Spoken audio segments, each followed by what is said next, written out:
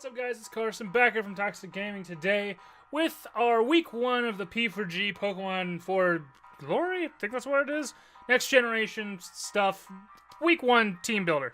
Basically, we're here at the week 1 team builder and stuff. If you missed the draft analysis to see, what our entire draft is and such, that'll be on the channel as well. You can go watch that beforehand. It'll be the first video of the playlist for P4G as well, so that way you can start, if you need to, from scratch, see basically our entire process of how we drafted, why we got what we got, and then go into each game from there, team builders and such along the way. But this is the team builder for week 1, going against Leafblade X and the Dewford Dewotts. Dewott? I don't know how to say that name, or say that Pokemon's name, whatever. But this is our first week doing stuff, so I was really interested about this first week because, as you can see on your screen, his team's fucking scary with Latios, Bisharp, Empoleon, Chandelure, Aromatisse, Cryogonal, Megalop, Bunny, Gliscor, Xurkitree, Gourgeist, and Shuckle, and then his Z Crystal was Psychium Z, which I probably forgot about all during the game. But basically, the one thing I liked about our draft the most was our ability to abuse webs, and truly abuse webs against our opponents. And we can't really do that against him. Like, he's got the Bisharp there that I've had it done to me. Someone set up webs on a Bisharp that I had, and I just swept the team. So, like, we can't really be ready to abuse webs against him with that Bisharp, just the fact of just being there. It's a pretty bad thing to try to abuse webs with that. Abusing webs with the Megalop would be really cool, but again, since we can't really do that, we really have no good, I feel like, check or counter to Megalop on our team, which is really scary. And then Latios is always scary as usual, which is, it's just a thing. Aromatisse, I am, knowledgeable of, I guess is the best way to say it. I know that it does certain things really well, but it's still, to me, kind of a more passive mon, so I'm okay with seeing it. Cryogonal, I'm not expecting to come to the game whatsoever.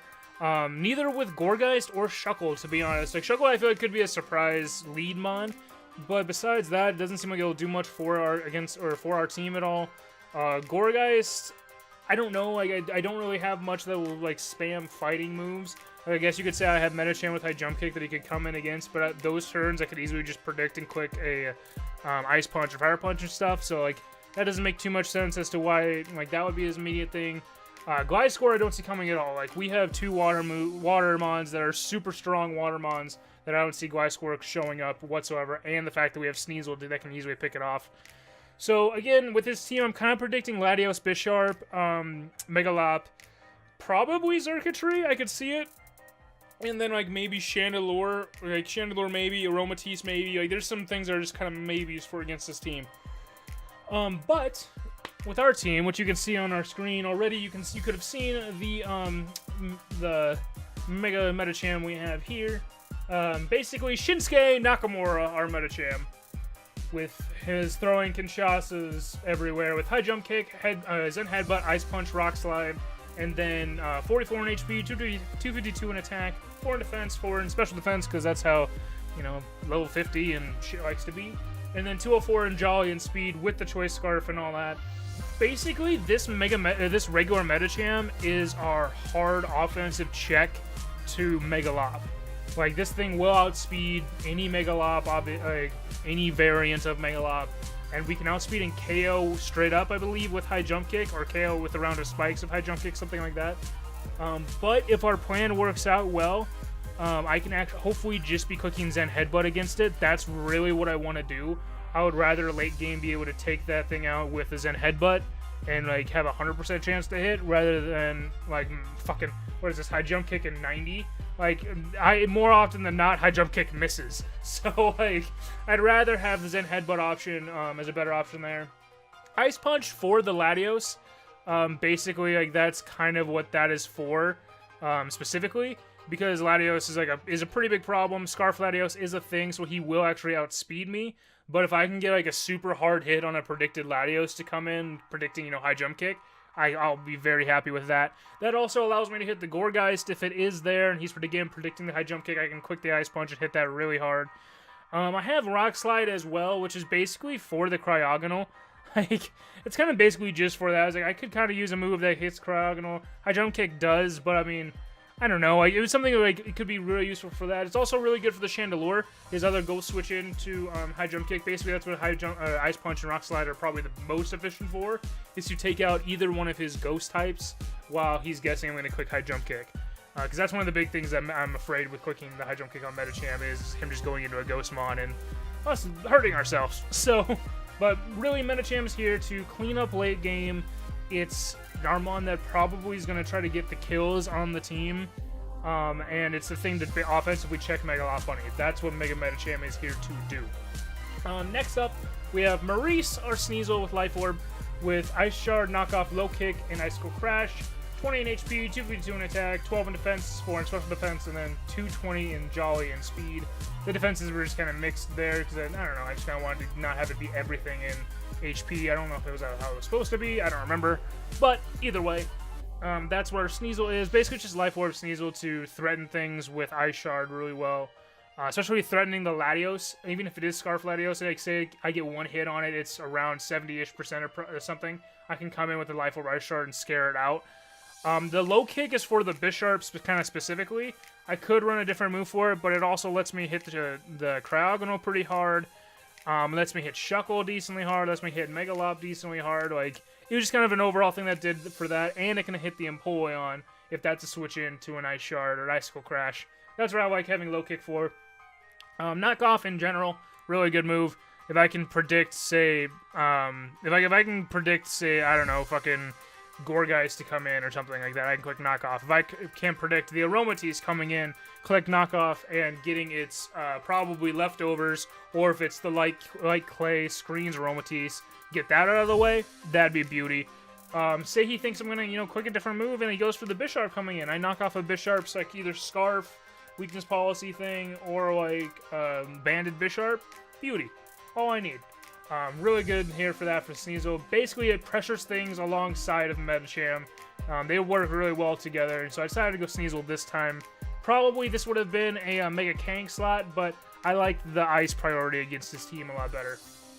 Next up, we have the Bruiser of the fucking group, with Rusev, our Araquanid, Choice Banded Water Bubble, fucking busted-ass attacking mon with Liquidation, Leech Life, Facade, and Toxic, 252 in HP, 252 in Adamant and attack, 4 in defense, no speed, nothing, anything like that.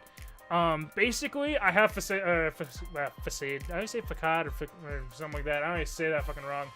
But I have Facade here just in case something decides to Toxic me. Like, if I wanted to click it, I could. It literally doesn't fucking matter. These last two slots kind of don't matter. And I had Toxic here again. If I can expect, like, maybe an Aromatisse coming in against me, I can Toxic it. If I can expect, I don't know, like Gladios to come in, I can get a Toxic on it. That'd be really nice. Same thing with Shuckle, stuff like that. In like any normal game or any other game that doesn't have like a Defiant user or anything like that, this Facade spot would probably be Sticky Webs, because that's really all I need to have. 9 times out of 10, I'm clicking Liquidation. Like, it will 2-hit KO pretty much everything, and that includes an Empoleon. Like, I believe he has to be like almost, I believe he has to be close to max defense and Impish Empoleon to not have a 2-hit KO from the Banded Araquanid. So, like, this thing, 9 times out of 10, I'm clicking Liquidation. Whenever Araquanid comes in, it's Liquidation time. That's pretty much what it is. That's what Rusev is here to do. He will punch holes in the team so that Mon's like Sneasel, who will hit pretty hard, but not always the best, and then Mon's like Medicham to clean up late game a lot easier just by punching holes in them early. Basically. And I can also one-shot Gliscor, which is really nice. Next up, we have our secondary quote-unquote option to facing down Megalop, and that is Randall Orton. Our Zygarde is probably going to cut off the end because of, character spacing, whatever, you know what it is.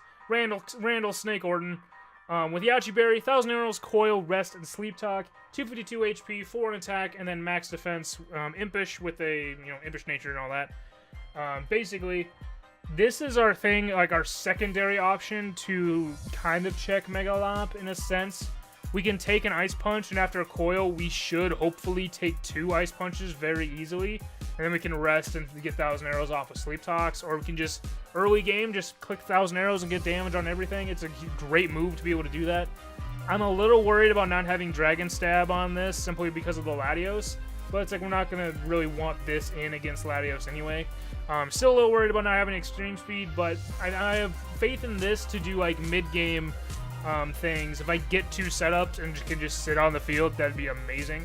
But I don't know if that's what's going to work totally with Zygarde. I'm not too confident in this set just because I've not ran this type of set with Zygarde ever. So I'm more trying something new out to see if it works because we really have no other answer to Megalob. The next one is what is literally the one answer I kind of have defensively, and that's Spike Dudley, our Ferrothorn, with Rocky Helmet and Iron Barb's damage combined with Stealth Rock, Spikes, Leech Seed, and Iron Head, 252 HP, 4 in attack, and then 252 Impish in defense.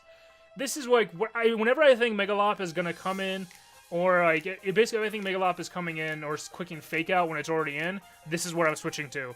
Like, I will gladly take, 8% or so every time if I can get Rocky Helmet plus Iron Barb's damage off. I believe, I may be wrong if he's adamant, but I believe a Jolly Megalop Fake Out plus High Jump Kick won't knock us out, and then we can get a round of Spikes up against him, which will force then Empoleon or Latios or whoever his Defogger is to get rid of those. If we can get a Leech Seed, that'd be cool too, off on something else. Iron Head's just our basic stab. It's gonna hit Aromatisse hard, a lot harder than Gyro Ball will. But really, I'm here to try to get 1 layer of Spikes and Stealth Rocks if I can, and besides that, whittle down Megalop with the Rocky Helmet Iron Barbs combo. If I can keep up the hazards throughout the rest of the game, that'll make Megalop dealing with it so much easier. But really, Ferrothorn is whenever Megalop comes in, I need to switch then into Ferrothorn to be able to get that extra damage with Rocky Helmet and Iron Barbs. If he has Drain Punch, that's going to be a problem.